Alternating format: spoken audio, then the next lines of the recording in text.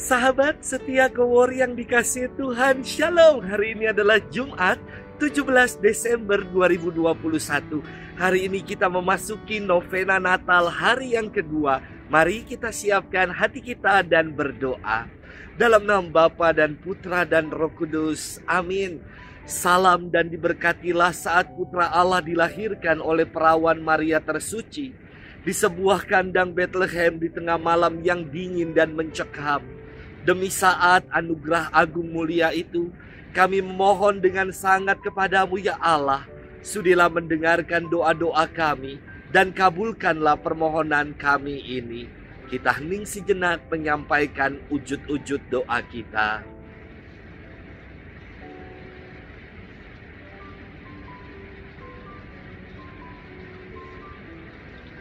Kami mohon dengan perantaran Yesus Kristus dan bundanya yang tersuci. Amin. Dalam nama Bapa dan Putra dan Roh Kudus. Amin.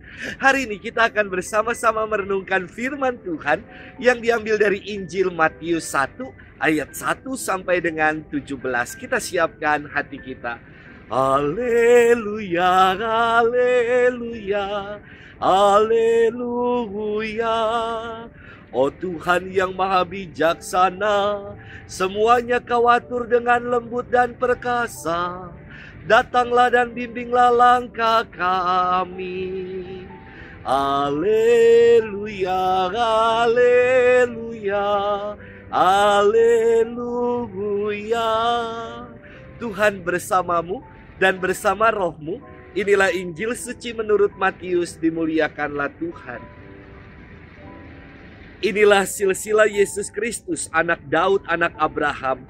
Abraham memperanak Ishak, Ishak memperanak Yakub, Yakub memperanakan Yehuda dan saudara-saudaranya.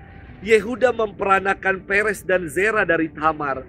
Peres memperanakan Hezron, Hezron memperanakan Ram, Ram memperanakan Aminadab, Aminadab memperanakan Nahazon, Nahazon memperanakan Salmon, Salmon memperanakan Boas dari Rahab, Boas memperanakan Obed dari Rut, Obed memperanakan Isai, Isai memperanakan Raja Daud, Daud memperanakan Salomo dari istri Uria, Salomo memperanakan Rehabeam, Rehabeam memperanakan Abia, Abia memperanakan Asa, Asa memperanakan Yosafat, Yosafat memperanakan Yoram, Yoram memperanakan Usia, Usia memperanakan Yotam, Yotam memperanakan Ahaz, Ahaz memperanakan Hizkia, Hizkia memperanakan Manasye, Manasye memperanakan Amon, Amon memperanakan Yosia, Yosia memperanakan Yekonya dan saudara-saudaranya pada waktu pembuangan ke Babel. Sesudah pembuangan ke Babel, Yekonya memperanakan Sealtiel, Sealtiel memperanakan Zerubabel, Zerubabel memperanakan Abihud, Abihud memperanakan Eliakim, Eliakim memperanakan Azor, Azor memperanakan Zadok, Zadok memperanakan Akim, Akim memperanakan Eliud, Eliud memperanakan Eleazar, Eleazar memperanakan Matan, Matan memperanakan Yakub, Yakub memperanakan Yusuf suami Maria yang melahirkan Yesus yang disebut Kristus. Jadi seluruhnya ada 14 keturunan dari Abraham sampai Daud, 14 keturunan dari Daud sampai pembuangan ke Babel, dan 14 keturunan dari pembuangan ke Babel sampai Kristus. Demikianlah sabda Tuhan, terpujilah Kristus.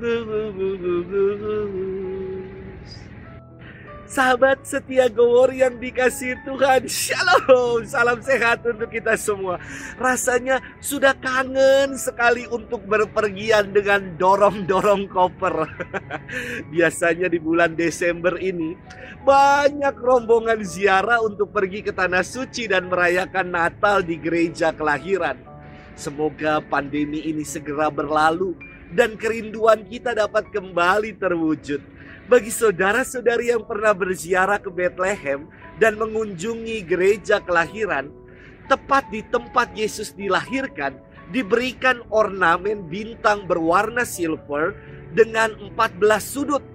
Saya juga belum pernah ke sana. Tetapi berkat pandemi ini saya bisa berziarah secara virtual. Saya bertanya-tanya, kenapa tempat Yesus dilahirkan diberi simbol bintang 14 sudut? Ternyata jawabannya ada dalam firman hari ini. Hari ini dalam firman Tuhan yang kita renungkan, dapat kita telusuri persiapan dan rencana keselamatan Allah. Bagi orang Yahudi, penelusuran silsilah ini penting untuk menjaga kemurnian klan dan sebagai identitas leluhur yang harus dilestarikan. Jika kita cermati, pembagian silsilah Yesus dibagi dalam 3 fase tadi. Dan tiap-tiap fase masing-masing ada 14 generasi. Fase pertama dikatakan dari zaman Abraham sampai kepada Raja Daud. Ada 14 generasi. Fase kedua dari Raja Daud sampai dengan pembuangan Babel. Ada 14 generasi juga.